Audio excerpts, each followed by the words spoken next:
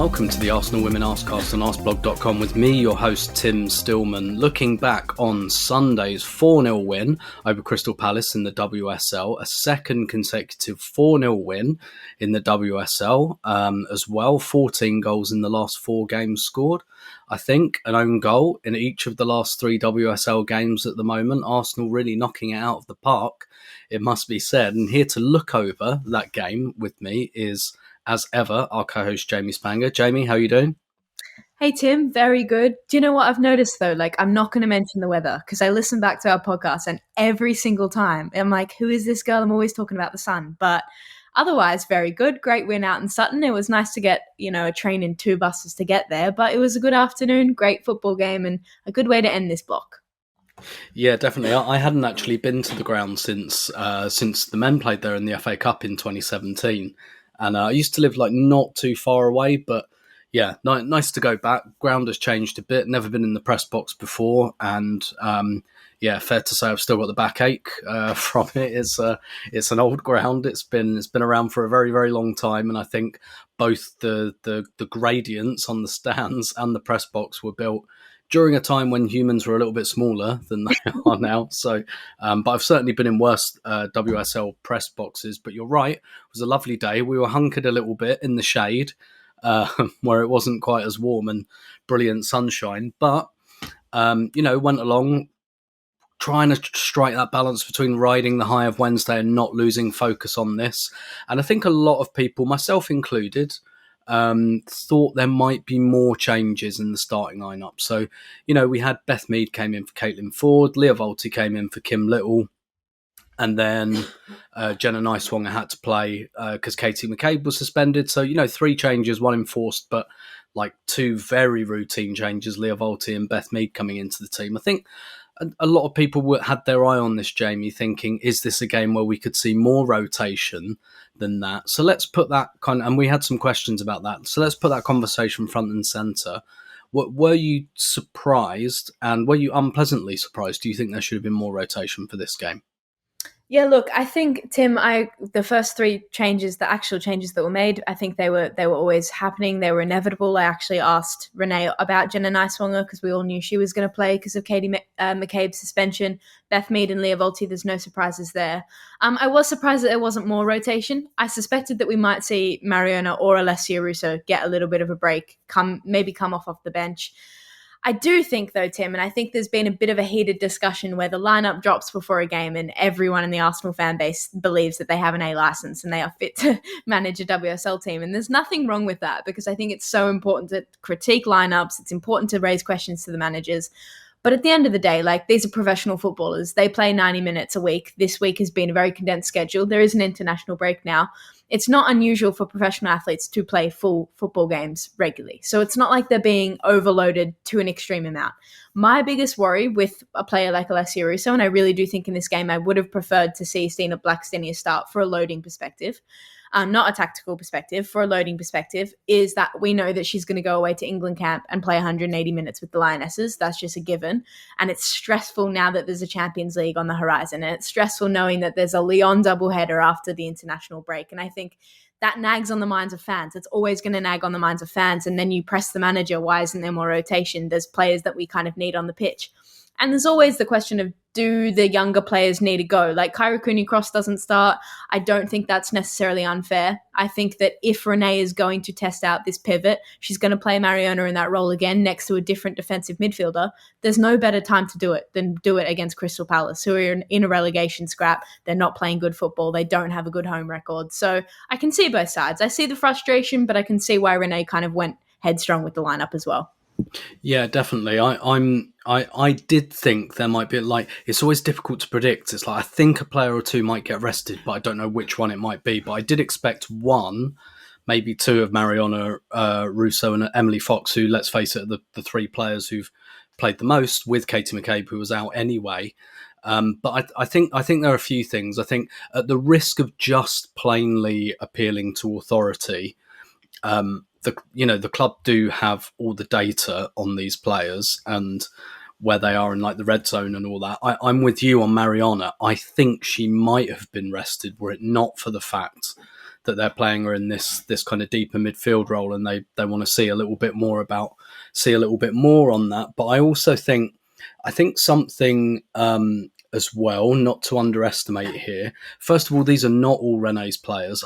I know I keep saying this, but I think there's a mistake of considering this as a continuity hire when I don't think it is. These aren't all Renee's players.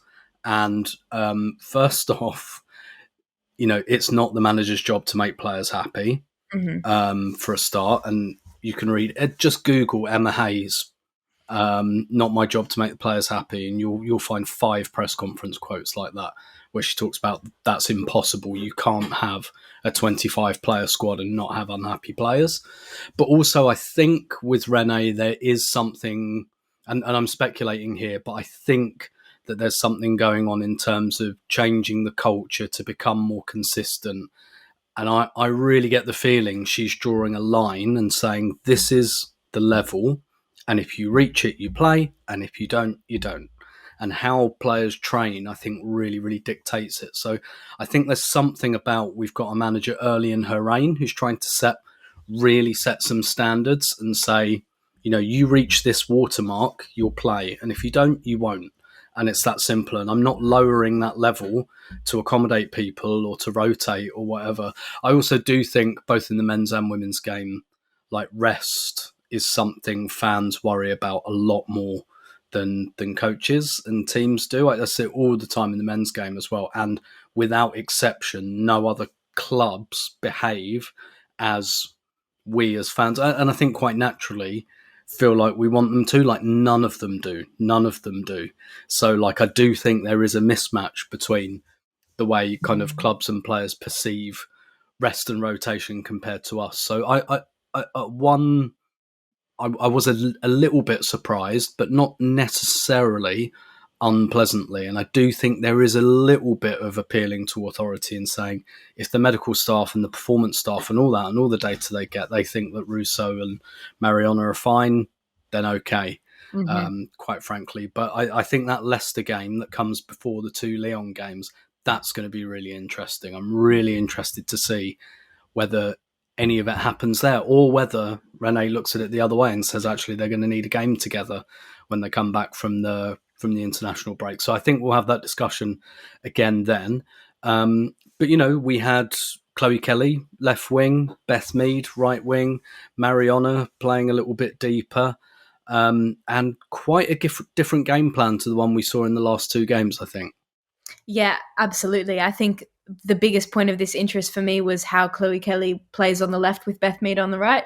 Obviously, we haven't seen a whole lot of that, if any of that. So that was very interesting. And I think it worked in a way that we maybe wouldn't have suspected, with Chloe Kelly dropping into the midfield. Tim, you asked Renee about that and how she was kind of wheeling in a little bit more in the first half. And I think that goes to show the talent Chloe Kelly has. And we need to speak about her because she's been great, and we will. But yeah, it was definitely a different game plan. I think Leah Volti brings a different aspect to that midfield pivot with Mariona as well, because I do think she's much more of an anchor player than Kim Little is. I think Kim Little and Mariona did a really good job in the Real Madrid fixture of kind of swapping when necessary. And when Kim held that space, it allowed Mariona to really, really shift and float across. I don't think we saw that as much with this pivot. I think Leah Volti really likes to anchor the space a little bit more, so it's a little less open for Mariona. And that's fine. There's nothing wrong with that. And I also think the game plan changed. This game plan changed at halftime. I think it involved the fullbacks a lot more as the second half came in. I think Emily Fox and Jenna Nighswonger. Jenna in the opening 10 minutes kind of sat deep and sat a little bit more defensively. And I think we're expectant of that. This is a player that hasn't played a lot with this back four. She hasn't played with Chloe Kelly in front of her. That's gonna make sense. And then as the half drew on, she was kind of given permission to play a wider, more attacking role. So I think it was a game plan that really took shape across the 90 minutes. And I think it took shape in a couple different forms. I think the players almost played through phases, and that was what was most interesting about this, and most interesting about Chloe Kelly and Jenna Nighswonger in particular. And we'll break that down. So yeah, a game of phases, I thought. Yeah, definitely. When I did the analysis piece was largely about Chloe Kelly, and to your point, in the first half, she's in the centre, nearly like literally the only time she turns up on the left wing is actually to set the first goal up. And it's actually kind of an accident because, well, Palace have a throw in, so Chloe Kelly has to go over to help, maintain that shape. But the ball from Frida Mornham's overhit, so she ends up on the left wing. I don't think she actually means to play it there, and then Chloe Kelly kind of makes the best of it. But she's so central, and you're right, Jenna. When I watched it again, the first 10 minutes of the second half, she gets 3 crosses in because she's on the overlap, and actually Chloe Kelly stops going inside in the second half. So I think you're right. There was a real like a phased game plan here, but we have to talk about that first goal. And so Frida Mornham plays that ball out to the left, and I mean from there, I think. I don't think this was a choreographed or planned move. I think this is all about the individual quality of the 2 players involved. Absolutely. What a goal it was. Chloe Kelly obviously trusts herself to take that extra touch all the way to the back line, and then a left-footed cross, weak-footed cross to the top of the area. Beth Mead puts that across again on her weak foot, bottom corner, on the volley, first time. Like, that is as beautiful as a football like partnership gets. And I think it's so exciting. And it shows a lot about Beth Mead's intelligence as well to make that run, to come to the edge of the box and be in that space. She's obviously spotted that there's a vulnerability there at the top of the box, and to hit that for a 50th WSL goal, it was what a bloody finish. Like, what a finish. I think, again, Lionesses fans be happy about that. Serena Wiegman will be happy about that, because it just felt like they knew each other. They were just old mates that knew exactly where they needed to be.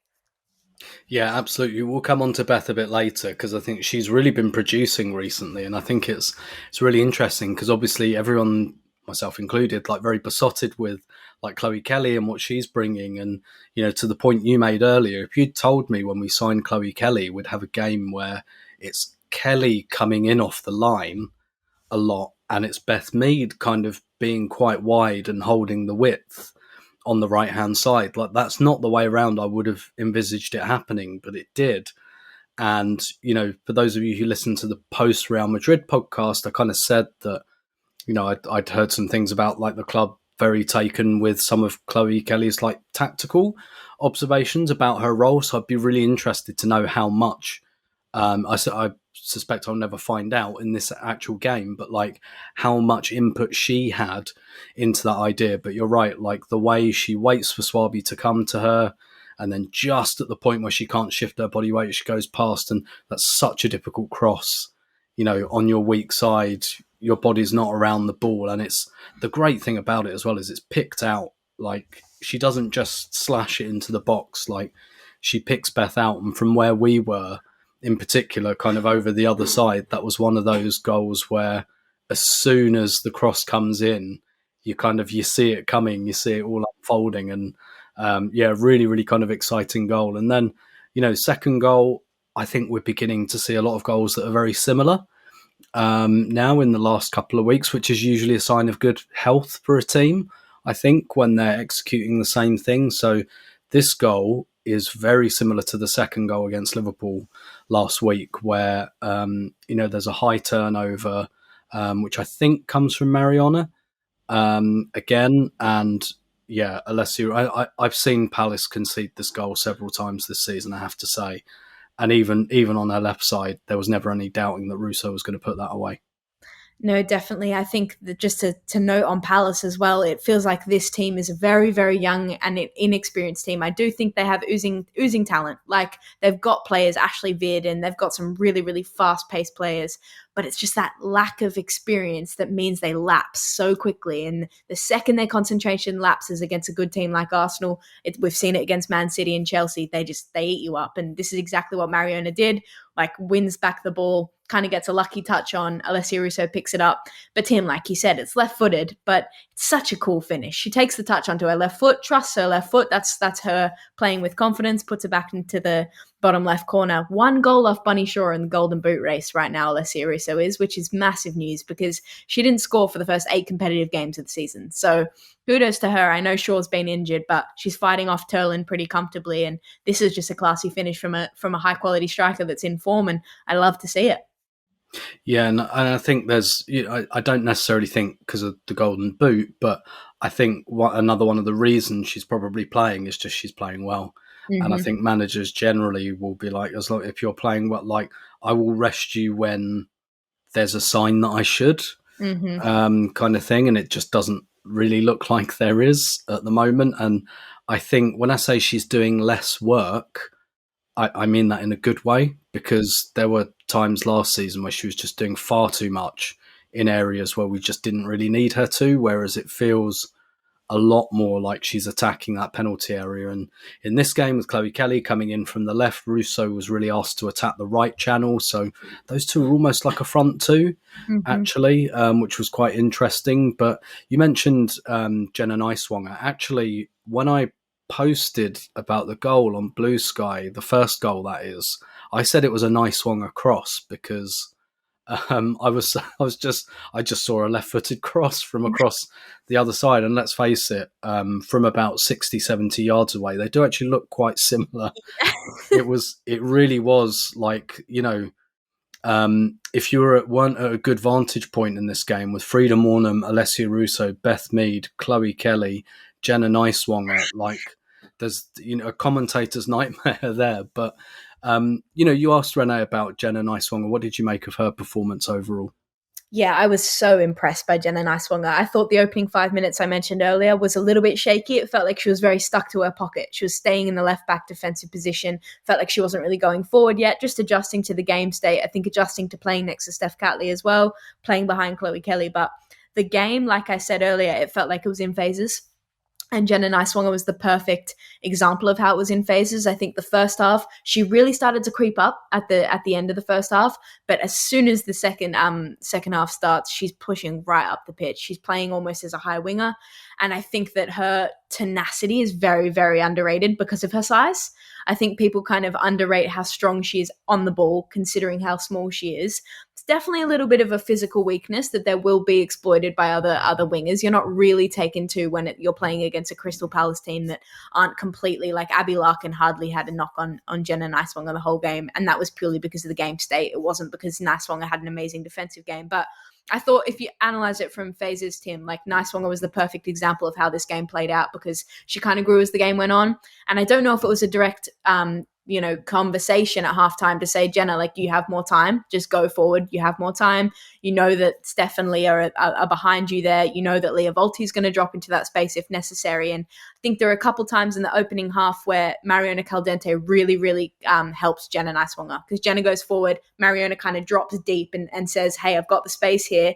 And then Chloe Kelly's kind of playing that role as well, letting Jenna overlap. So I was very impressed. I think it was a very impressive performance. I asked Renee about what she made of it. It was obviously her first WSL start. She said Jenna's only played a fullback for 2 years, which is very, very funny. So I think it's very impressive, and you've seen her quality that she can bring. I thought she was very determined. Her attacking quality is on a very high level, so she recognizes the spaces really well. And I think her combination play in wide areas and crosses are very good. So we put her in that situation many times today, and I think that's bang on. There were even moments in the second half, Tim, where she kind of inverts into the 8 role, and we know how naturally she does that. She played all through college, all through her collegiate career before joining Gotham as an 8, and you saw that as well. So I think, look, if you have a player like that can back up Katie McCabe, happy days. Honestly, like, I do think in the first 10 minutes I panicked a little bit, Tim. I was like, this is a team without Katie McCabe, and it's obvious, but she grew into the game. And I think, yeah, Jenna's a very versatile player, not just in her positioning, but in the way she can kind of exploit spaces, like Renee said. So I was impressed. I was very impressed. Yeah, same, actually. She's not in the USWNT squad this time around as well, which actually I think might kind of suit her. Maybe just to, just like her surroundings as well, but also like, I know there won't be many players at the club, but, just take on a little bit more information. I had an interesting conversation with some American friends after the game, actually, who said that like Jenna had a reputation for being quite feisty on the pitch, almost like McCabe-like at Gotham, which is quite interesting because, I mean, she really should have been booked in the Liverpool game when she kind of hauled Olivia Smith down, but because she didn't have McCabe on the back of her shirt, she wasn't booked for it. But I wonder, like, if that reputation will ever travel. But yeah, definitely. I'm with you. I thought we saw different phases, different qualities. She's obviously got a really good left foot as well, which helps. And it was quite interesting when Renee said afterwards, like, it was, she was asked another question and she just kind of said that this is what we would have asked Katie to do if she was playing, and having that kind of adaptability is going to be really, really useful. I don't imagine we'll see loads and loads of her, before the end of this season. I think it's a signing more that like maybe next season we see a little bit more of. But 2-0 at half time, and at that point it did kind of feel like Arsenal were playing within themselves a little bit. Like they didn't have to do loads and loads to go 2-0 up. They got their 2 goals. Pretty kind of low-key second half, really. But we got some changes, and Victoria Pelova came on for the last half an hour. What did you make of her playing? Renee kept Mariona in the deeper role and played Pelova higher up. Do you think has any long-term ramifications, or do you just think they just wanted to keep Mariona where she was? Yeah, can I be honest? I was surprised, when Vic played so high when she came on, but I don't think it has a lot to do with Vic Pelova. I think it has a lot more to do with Mariona Caldente. I think Renee really wanted to use this 90 minutes as an experimental 90 minutes, how she plays in the pivot alongside different players. Obviously it changes, it becomes Kim and then Kyra comes in and then everything kind of changes. But yeah, I don't think it was very much more of Vic Pelova. I think it's interesting because Pelova is another player that's very versatile. Like we've seen her in the pivot. She plays on the wing. She plays bloody right back for Netherlands, which is something I never want to see for Arsenal. But I've always seen her as a very attacking player in terms of she can get the ball at her feet and she can drive at defenders. And I do think her in the 10 is something that can be utilised. But from an isolated Crystal Palace point of view, I think this was more about kind of seeing how Mariona went in the 8. Yeah, I completely agree. And we got Rosa Kafaji as well, did come on in this game. And again, Renee was asked about it afterwards and she said, it's difficult when a player doesn't play a lot and they come on, and she said like Rosa really wants it, and perhaps she was trying to do, I think she said this with a note of understanding, like she was kind of trying to do everything because she knows she's not getting many minutes. She hasn't got a lot of time to impress. And but it did strike me as a slightly lukewarm comment still when she kind of said, I think you saw that she was maybe just trying to do too much. But did you expect to see her get more time? Or I guess what did you make of that substitute appearance and maybe that comment afterwards from Renee? Yeah, I'm glad she got minutes. I think that if she didn't get minutes, it would be a different conversation. I think over the last couple of weeks, her not playing against Real Madrid away, understood that. Her not playing against Real Madrid at home, understood that. I think if she had not got games against minutes against Crystal Palace, there'd be a little raise for concern. What's going on here? In terms of the cameo, I think it's just a maturity thing, Tim. Like, I think players come on and they want to prove themselves. I do think we saw a little bit of that from Kyra Cooney-Cross last season as well. Came into the midfield, overcompensated, sometimes forgot to do the disciplinary defensive work because she was trying to prove herself and her ability to play a long ball. So I think we saw that in Rosa Kafaji. She's playing in a wider role in this game. So it's a bit different, right? Like she has been a 10 at Häcken. She's come to Arsenal. She's kind of playing off the wing. It's a bit different. I think a young player who knows she's got the attention on her right now, like people are watching, fans are watching, everyone's kind of waiting to see what Rosa Kafaji's going to do. I think it's just a young player wanting to say, I'm really good at football, like let me have a go. And I don't think there's too much we need to read into it. This is a player that I really think deserves time. I think she deserves a good summer. I think she deserves time and she will get time. It's about kind of just riding that wave right now because Cooney-Cross had to do it. And I think that's a different conversation because we know that there's different midfield trios being sorted out right now. But in terms of the comment from Renee, I think it's a little bit like she expected that to happen. We all probably expected that to happen. And I don't think it's a fault to character. I think it's just her age and her experience in the league. Yeah, definitely. And also she's dropped out of the Sweden squad now. She's dropped into the under-23s and this close to the Euros. So she knows she's probably not going to get many more chances to really kind of force her way back in, as it were. So I think there's certainly that context as well. But one thing Palace do in this game, they substitute their right back, Hayley Nolan. Teams don't generally substitute their right backs unless there's a reason. So they take poor Hayley Nolan out, who I think got a bit of a chasing, and they put India Riley in. But it makes no difference because for the third goal, again, it's all about Chloe Kelly's decisiveness, her power on the ball. And again, it's another own goal. All of the own goals have been pretty much identical. They've all been like low crosses across the box where defenders have kind of had to put it in their own net lest someone else do it for them. But just another kind of expression of Chloe Kelly's power and aggression one-on-one and capped what I thought was an outstanding performance from her. Yeah, I honestly thought, like, if Beth Mead hadn't gotten that last goal, I had Chloe Kelly as player of the match. I think she was incredible. She was incredible in all phases of the game. Like, this sums it up, right, Tim? Like, we've spoken about it for 2 podcasts now. This is a player that just really, really has the attitude right now and the mentality to be giving it 110%. And when you're doing that, it's exactly that, right? She's won back the ball, she stormed down the flank, and then she's obviously just played that cross in. Had Swerby not intervened, I think that goes to a striker anyway. So she's forcing their hand, and she's done that for a couple of weeks now. But I thought Chloe Kelly as a round off performance, Tim, I thought she was absolutely superb. And in that first half, when she was dropping into the 10, it wasn't just to aid Arsenal in attack. Like, her defensive discipline is something I've spoken about over the last week. I think is so intelligent and is so it flies under the radar. And I've never regarded Chloe Kelly as a player that have defensive discipline, but I do now. And that is to her testament, because she has been so strong. And I asked Chloe and I asked Renee about this after the game, and Chloe kind of said, I think it's just a part of my game, but the way Renee plays me allows me to bring that out. And it's true, because Man City, obviously, they played her as more of an attacking role. They kind of told her not to come in the defensive half. So this is a player right now that I think the way the manager and the starting 11 and the game plan is being set out is really, really helping her play a good game. And that third goal was just her. It was hungry, right? She's still hungry. There's a lead and she's still hungry for more. And I think that sums up how Chloe Kelly's playing football right now. And it's just can't wipe the smile off my face while I'm watching her.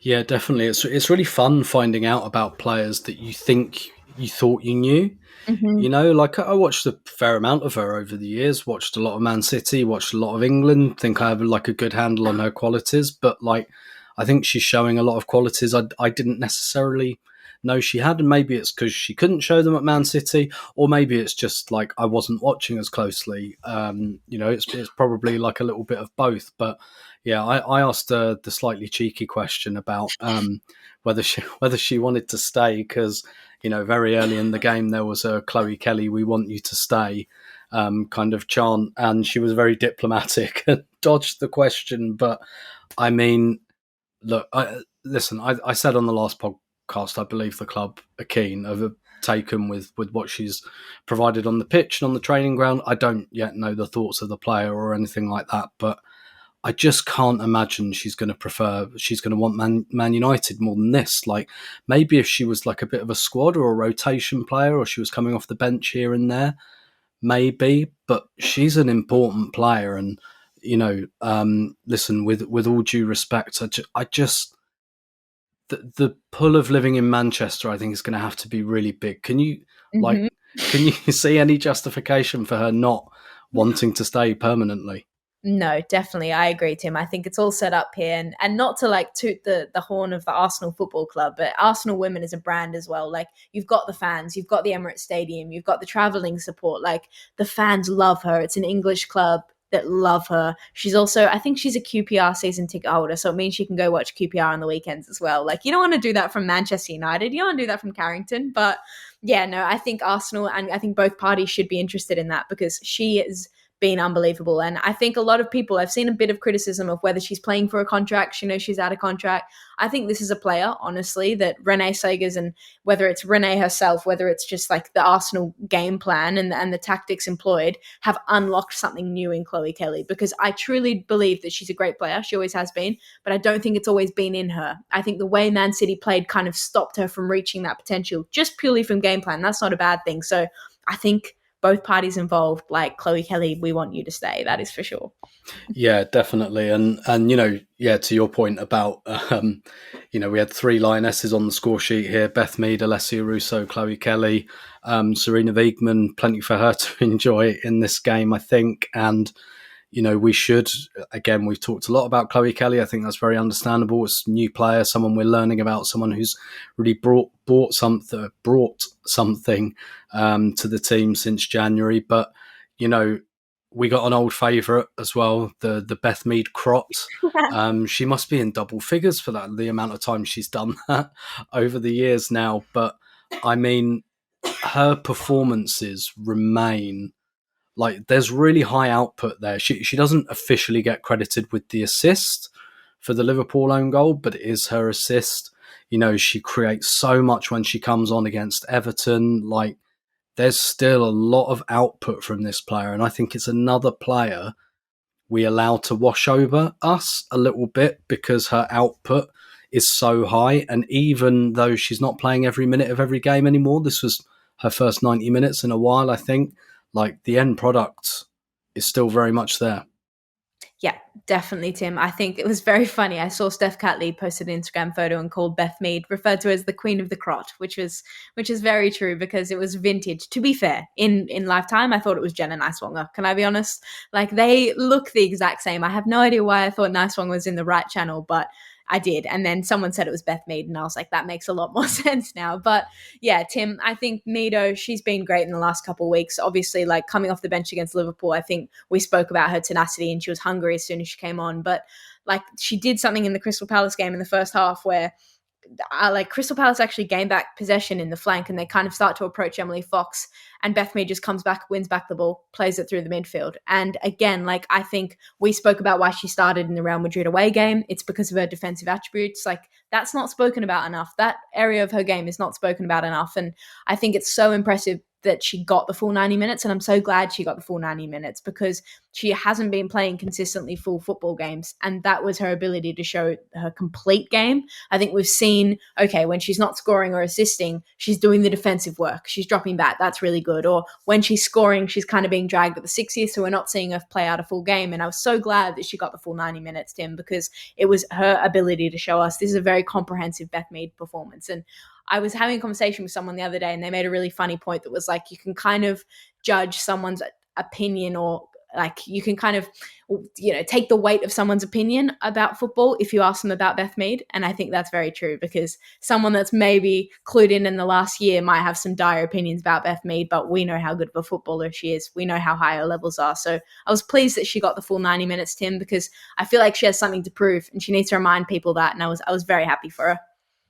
Yeah, same. Like I say, I think, like, sometimes when players have been there a while, we take them for granted. We allow their good points to wash over us a little bit, and I think that's definitely the case with Beth. Just before we go to the break then, March has been pretty mad, like 7 games overall, some highs, some lows. How do you assess this whole block, and maybe particularly the response to those Liverpool and Real Madrid defeats? The biggest thing I've taken from March is we have a manager in the dugout that has a strong ability to adapt. She's in the early stages of her career and she has learnt already that she needs to take learnings from games and pass them on to the next. And I think she was awarded a golden opportunity, although it took exiting the FA Cup against Liverpool and losing against Real Madrid in Madrid. It then allowed her to play those 2 teams again back to back. I think you take the learnings from that, and she tactically won those games in the dugout. Yes, there was a better pitch. We can say all we want about the surfaces, but I think what this block really proved to me was Renee Slegers is able to look at a game, look at the faults, analyze an opponent, get the takeaways, and then really adapt and put in a completely different performance, make the necessary tweaks. And I think something that I've taken away, Tim, is the best thing of March, I believe, that I think is your conversation with me last week when we spoke about how she kind of let the players go off in a separate meeting, let the coaches go off in a separate meeting, came together. I think that's brilliant because we've had the tactician in Jonas Eidevall. We've kind of had the people's bigger picker manager in Joe Montemuro. So it's nice to know maybe we actually do have someone that can balance the pairing. Yeah, I wrote a piece just after Jonas left for the newsletter, and I think it was something like Arsenal's next manager needs to be Jonas Eidevall or something, like just take the best bits of those 2 managers, and I'm reasonably positive that's happening, actually. I think there's so much more fluidity in the way that Arsenal play at the moment. It's far less rigid. We are not talking about low defensive blocks anymore. I said those words so often last year that they just lost all meaning, and we just don't talk about that anymore. Like, that issue has pretty much been solved. And I do speculate there's a bit of a subtext when Renee kind of says this team's really proved it can come back from setbacks and all of that. And listen, every big team has to do that. Look at Chelsea, like going 2-0 down in the first leg against Man City. But I do suspect there's a bit of a subtext of, let's do a little bit less coming back. Let's do a little bit less going 3-1 down against West Ham or losing to Liverpool or whatnot. Like, that stuff should happen maybe once or twice a season. If you're going to win the big prizes, it shouldn't be happening like once or twice a month. And I really think Renee's motivated to make that the case. And when I spoke to Leah Volti on Friday, she was talking about Renee's very, very calm. And after because Jonas is very intense, Renee's very calm, but she was but she's very demanding. And I think you can see that. I think that there is a ruthlessness to her, and I suspect we're going to see that potentially over the summer as well. But anyway, we will take a break here, and we will come back in part 2, as ever, with your questions right after this.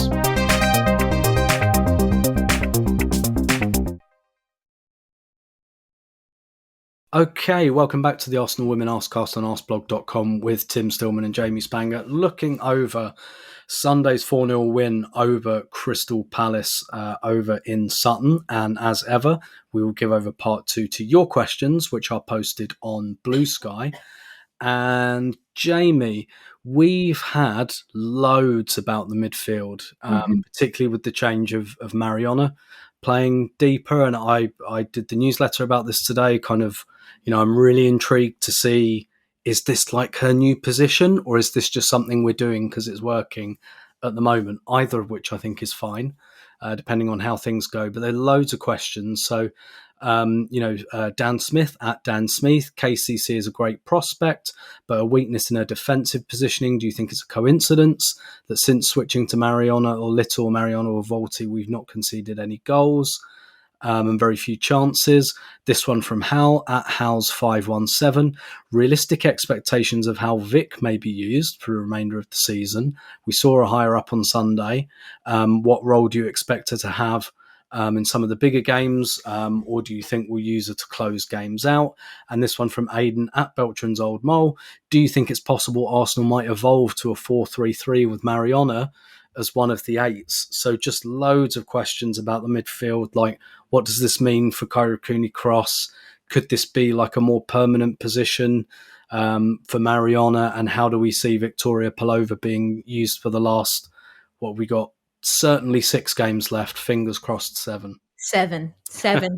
Be silly.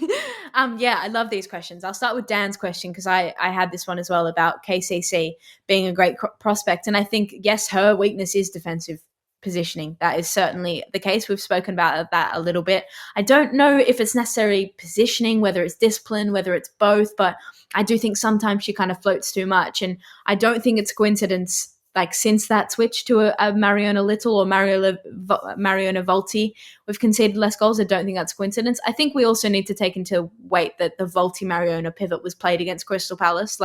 This isn't a game that is scoring. This isn't a team, that is scoring a lot of goals. So I don't know. I think we have to take that performance with a grain of salt. We can't put a lot of weight on that.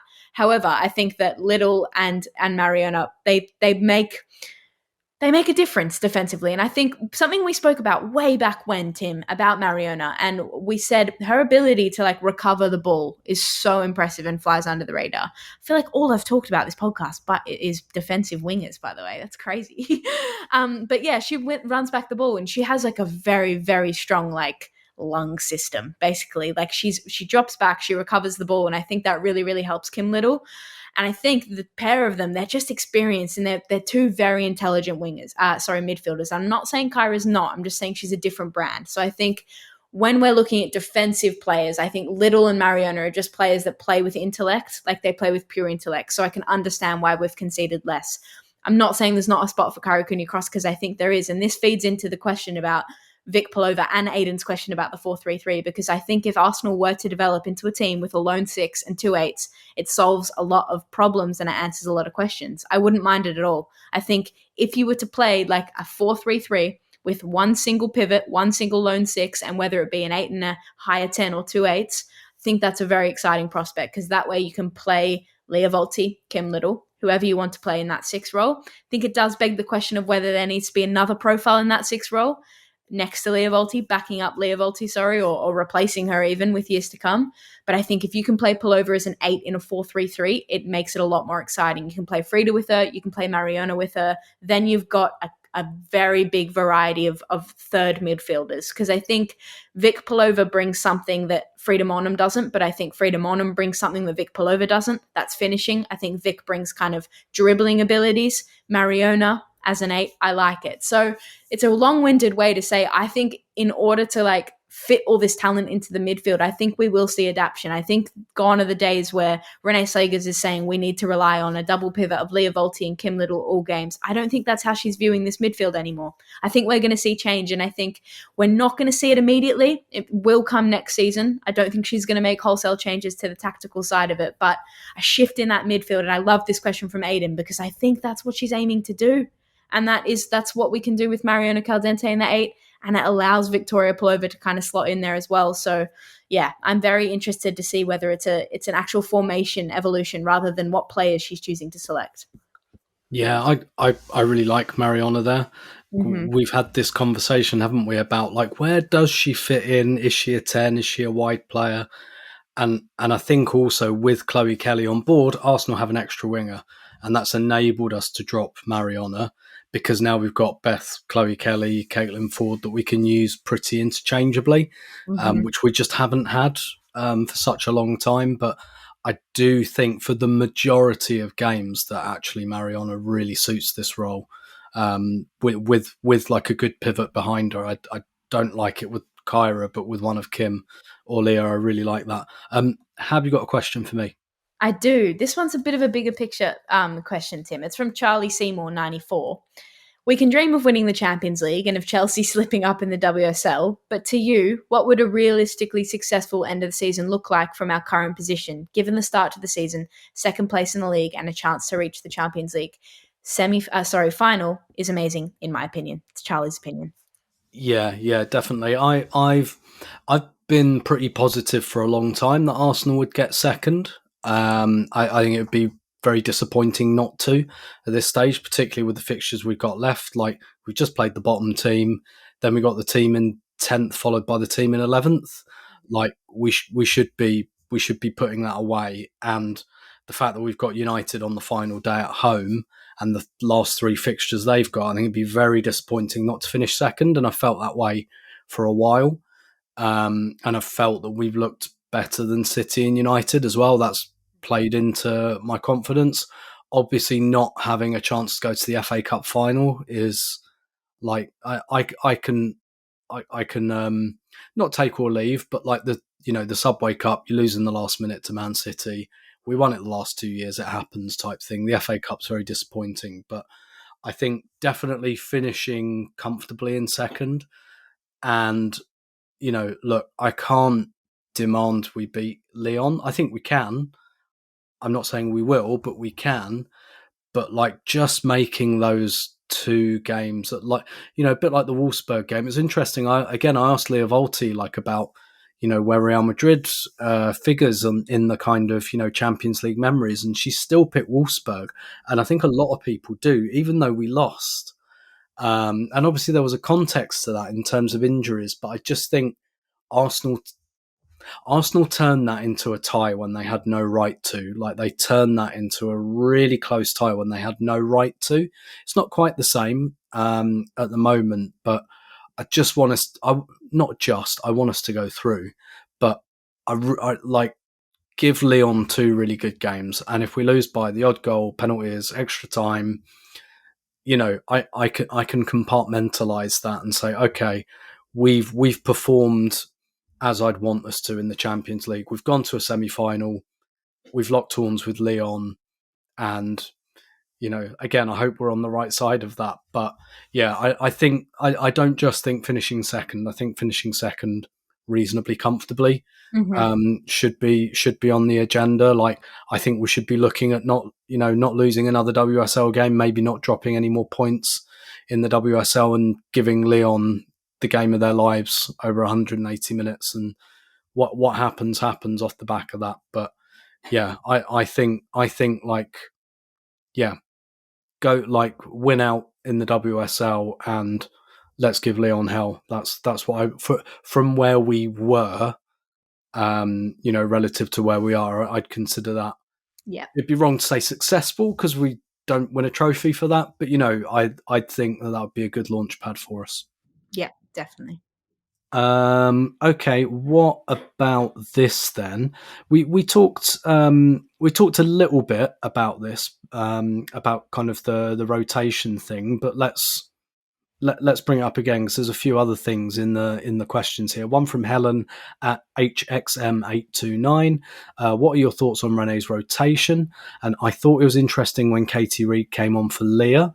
Previously, she's replaced Emily Fox.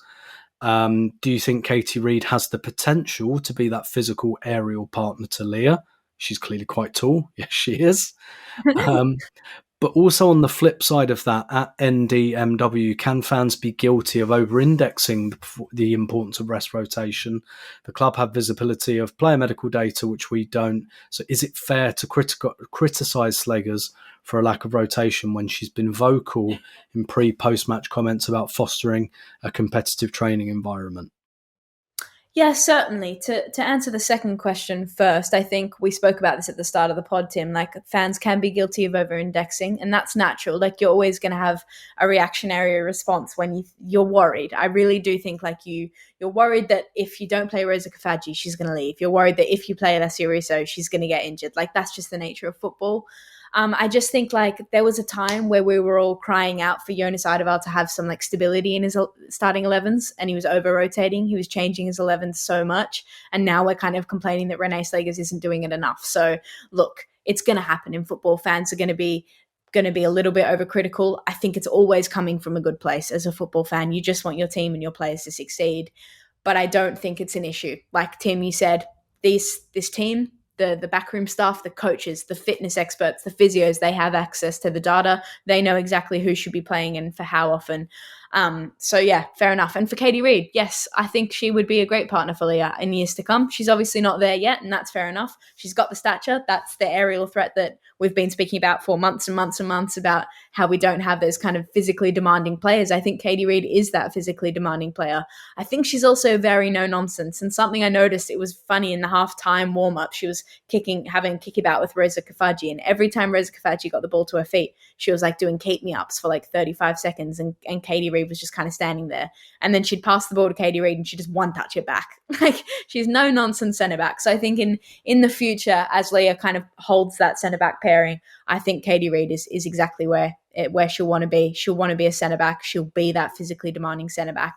I'm glad that she got minutes in the centre back as well. She won't have a lot of opportunity to do that for the rest of the season. It's a perfect chance to kind of throw her on, take Leah off and say, hey, here's the role. Give it a go against Crystal Palace. It's the best opportunity for her to do so, because she'll grow from the right back, but that's obviously not her end result. So yeah, I thought a good experimental period, and I think she's definitely the future.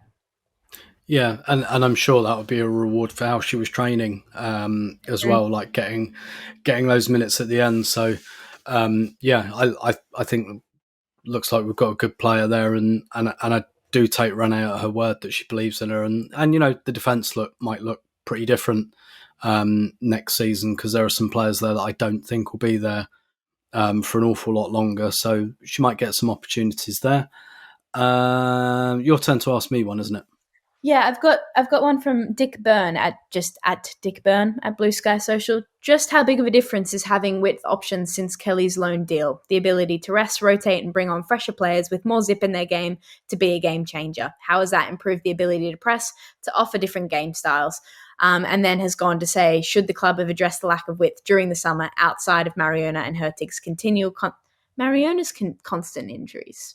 I see. Mariona and Hertig's continual constant injury issues is a wide player the priority. So, Tim, how do you rate that depth? And do you think it's important that kind of Arsenal, we've had some questions about whether if Kelly stays, does one need to go? Do you think it's important to keep the pack? Yeah, I've written about this so much, because I think in many ways this kind of defined some of the things Jonas couldn't do that he wanted to do in his last two seasons, where he always had three wingers instead of four. One of the first press conferences I did with him, I was asking him about, because he'd actually been substituting Viv quite a lot, and I always felt that was kind of, I don't think Viv's the striker you want. Like, I always had that kind of, I don't think that's the striker you want for your system.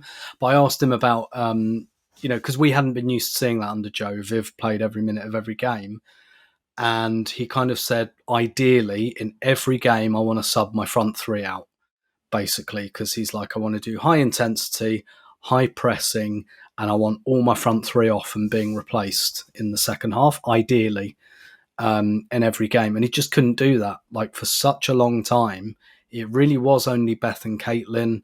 Lena had her injuries, and then there are just a lot of wingers that haven't really worked. He had Nikita Paris. Didn't really like her. No, I didn't like her as a player and not as a person. Tobin Heath was injured, and then Gio didn't work. Chloe Lacasse didn't work, and so there's just this kind of slight string of wide players that just haven't been available or haven't worked, and I think it's had a massive impact. I think it's had such a big impact.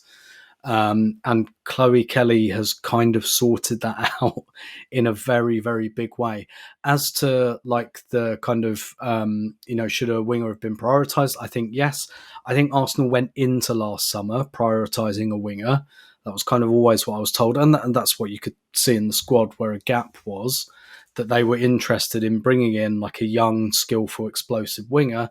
I think Rosa Kafaji became available. And even though she wasn't playing as a winger at Häcken, I think they saw her as the profile they were looking for, even though she didn't play. I think they wanted a player like that, basically. And I think they thought it was going to be a winger. But then once Rosa Kafaji became available, or I think more it's a player they had their eye on, and they became aware that some other clubs were perhaps coming to a stage where they were going to make an offer. And so I kind of think Arsenal went, we want this player. Maybe they didn't want her at that exact point. Maybe it was a signing they wanted to do in a year or so. I don't know that for sure. But I kind of think when I say it got mixed up, I think that's what happened, essentially, that they really wanted the wide player. They became aware that other clubs were getting interested in Rose Kafaji, and I think they were like, okay, this is kind of the profile we want, even though she's not really a winger. So I kind of think that happened. But definitely, even if Arsenal are able to keep Chloe Kelly, then you've got Beth, you've got Caitlin, Lena Hurtig's contract, I believe, is up. And again, it also depends on how they see Mariona. If they see Mariona as more of a central player now, that leaves another space for another wide player. You've got potentially Michelle Agimang coming back. I know she's more of a striker, but do they try and develop her off the sides a little bit? Do they really invest in Rose Kafaji next season, but invest in her as a wide player? I think it's fascinating to see. My gut is that they'll probably might even bring another one in, but I know that they're keen on Chloe, and I think everyone is at this stage. But yeah, I think it's fascinating, and I think Chloe Kelly's just solved a problem that Arsenal have had for 2 years, more than that actually, nearly 3 years. So I do think they definitely, in the summer of 2022, they tried to sign JC. I believe they were interested in Tabea Vasmuth from Wolfsburg. They had their eyes on loads of wingers. It's just been, for one reason or another, it's just been such a problem position for them to fill. And Chloe's come in and kind of made all our dreams come true there. So it's a subject I'm fascinated by and have written about a lot. Why don't I switch this one over to you? Another midfield one, and maybe another one about what things that could happen in the summer. This from @Lucy566. With Wally still being our only true six, confirmed by her in your interview with her this week. She did kind of say, I'm really the only one who wants to play there. Do you think we still need to get another one in the summer, or do you think the combinations of Kim or Wally next to Mariona, KCC or Vic will be enough for another year? I think, Tim, this goes back into what we were saying about the earlier midfield questions of where the future of the midfield tactically is, because I think if there is going to be a transition into the 4-3-3 single pivot lone six, I do think there needs to be investment into a natural six. If not, then maybe that's a different conversation, because there is a long list of midfielders in that group. So I don't think we can answer it unless we really know tactically what the changes Renee Slegers are going to make over the summer. If she's floating into this 4-3-3, I expect 100% they will want another six. You You can't just ball out with a single pivot with just Leah Volti, because if she gets injured, there's issues there. You have to kind of switch your midfield transition into a different formation, which is not something Arsenal want to be doing. So yeah, I think it's dependent. It's definitely dependent on the formation. It's dependent on the direction. But I think, yes, if it's going to be into a 4-3-3, I would think they'd be silly not to. Yeah, agree. Yeah. Again, it depends how Renee sees it. Do you have one for me? Let's do one more each. Yeah, let me. This one's just also about midfield. It's about Kyra Cooney-Cross. I guess you can answer this more generally, Tim, if it's too specific, but it's from Groning Guna. Where do you see KCC getting minutes between now and the end of the season? Despite her fantastic start, it seems she's now behind Kim, Leah, and Mariona in the pecking order for the double pivot, with Frida, Palova, and also Mariona as the preferred 10. So yeah, where do you think Kyra's role is in a hypothetical world, in a literal world? Yeah, so I think there's a couple of strands to this. Let me preface this by saying, from what I'm, like I believe Arsenal like Kyra and believe in her going forward. However, I do think she might see out the season on the bench, just because I think this Mariana in midfield thing might just stay, maybe to the end of the season. Then again, maybe Leon. I'm not sure. I think maybe that's a discussion to have closer to the Leon game. Do we want to do that for Leon? Be very interesting to see. But I kind of think Mariana just needs one of Kim or Leah next to her to balance it out. So I think that Kyra, that might impact Kyra for now, but I don't. That doesn't have to be a long-term thing. And in a whole season, there are loads and loads of games anyway. Like, players will get plenty of chances and all of that. And things change so rapidly for players. Like, different things can just happen. And like, you feel like you're out and then you're in. You feel like you're in and then you're out.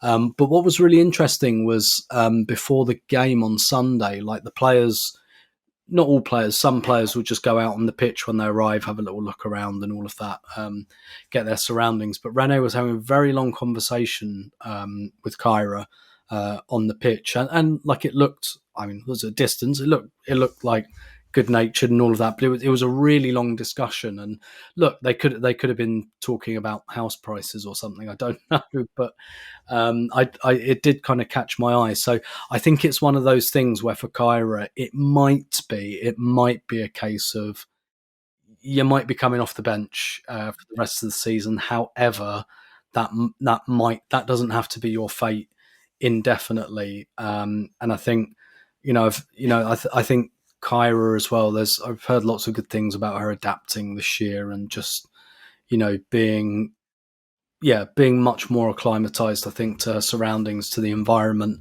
at Arsenal, because it's so different. Like, she went from Australia to Sweden to the WSL to Arsenal, like in quite a short space of time, and she's quite young. Like, I think that's pretty significant change. But yeah, I think it's one of those things where it's like, for now, maybe your role's going to reduce a little bit, but there might be injuries or whatnot that might change that. But yeah, I think, like, I don't worry about her kind of long-term future.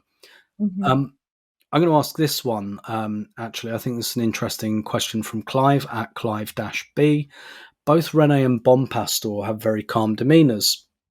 It seems to be in contrast to Jonas's you need to be on fire to give off heat, one of his favourite phrases, and to a more traditional male way of managing. Do you think the calm, logical approach is the future of management, or do you think there is a need for a bit of fire from time to time? And I might just add on to that question and kind of say as well, like, we do have more female managers in the WSL than we had at the start of the season. So, I mean, look, Sonia for Emma, that's 1 for 1, but Renee, Amber Whiteley, Aston Villa as well, have appointed, her name has completely escaped me. Natalia Arroyo. That's the one, yeah. So we do have more female coaches than we had at the start of the season, which I think is a great development. But yeah, what's your kind of take on that? Is this just a moment in time? Is it a coincidence? What do you reckon? Yeah, I think it's a little bit of a coincidence. I do think that it's honestly like anyone that watches the NWSL, I was watching the NWSL on Saturday. It was Orlando Pride versus San Diego Wave, and Jonas Eidevall, as ever, very animated, hot-headed on the side on the touchline. To be fair, anyone that watched that game, Orlando Pride kind of got handed a very easy penalty retake that was a little bit dodgy. His head was hot, and it kind of sent me back to a place.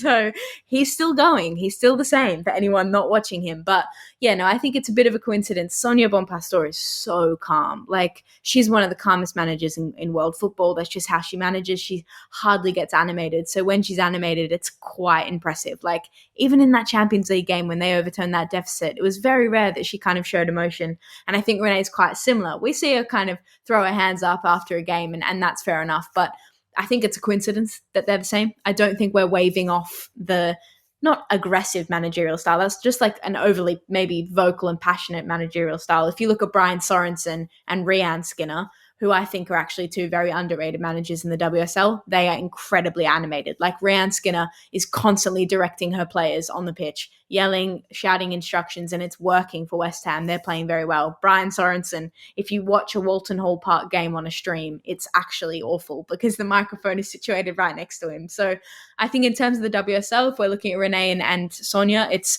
a bit of a coincidence that they're just managing the top teams. I think Mark Skinner's got a bit of both, where he's a little bit calm and then can be a bit aggressive at times. So I think that it's a coincidence. You got two managers leading two teams that are very calm. It's not saying that that's the right way to do it. I think there's merit in that, and I think some players respond differently to that. It's situational. It depends on your group. It depends on your players and who you have. But yeah, I think it's coincidence. I don't think we should say we can need to wave off the kind of vocal touchline managers. I don't think there's anything wrong with being a vocal touchline manager at all. Yeah, the dear departed Matt Beard as well.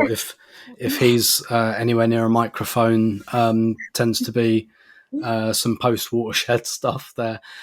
Yeah, I think also I think it's like a bit coincidental as well. I think basically what a team needs just changes, and so you look at the journey Arsenal have been on. They had Joe, who's like one of the most laid back people you'll ever meet. And they needed a change of direction. So what do? You hire Jonas, who's super intense and really ratchets things up. And Arsenal needed that when Jonas came in, and I think you saw an immediate response to that. That like the environment needed it, the players needed it, but then like over time that can get a bit old, and then Arsenal have come back to like a calmer manager. Like Renee's not like Joe. Like she's not. I don't think she's calm, but she's not laid back. If that No, makes I sense. agree. Like there's a steel there. You know what I mean? And yeah, so like I do feel like she's almost somewhere in between.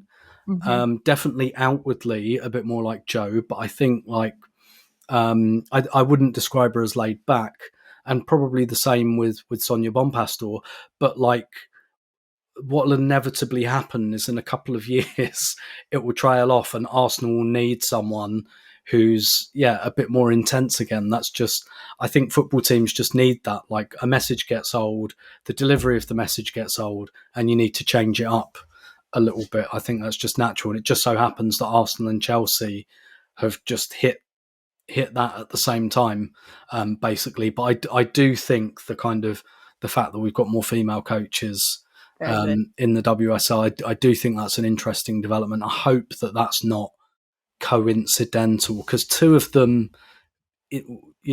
have been interims as well, and it remains to be seen whether Amber Whiteley gets the job full time. But Renee got it, so that might be a bit situational as well. But I hope that's a trend that continues. But yeah, I thought that was an interesting question to broach, not least because Leah Volti kind of brought it up as well, and observing the differences between Renee and Jonas Eidevall. But just over an hour, I think that will do on Crystal Palace 0, Arsenal 4. So Jamie, thanks as ever for your insight. Tim, thank you very much. Excited for the international break and some big games after it. Yeah, indeed. We won't be able to do a podcast after the Leicester game because I'll be in Madrid again, where I'm hoping, at the risk of talking weather again, I'm hoping the weather's going to be a little bit better. But we'll probably try and do an episode during the international break. I might do something on like, the mooted changes to the WSL relegation, like take on one of those subjects a little bit. I did just want to say at the end of this podcast that it's going to come out on April the 1st, and every April, both Arseblog and the Arsenal Vision podcast, both of which very privileged to work for, we do a big fundraising drive for the Arsenal Foundation, and Arseblog, this site, will find a kind of charitable cause as well, which Andrew, I believe, will announce tomorrow. I'm not exactly sure what it is at the moment, but basically everything that Arseblog makes in April will be donated to good causes. On the Arsenal Vision side, we'll be doing lots of kind of fundraising. So yeah, keep them peeled on the blog for more details of that. There'll be prizes we'll auction and tickets and things like that, and just we'll donate ourselves as well.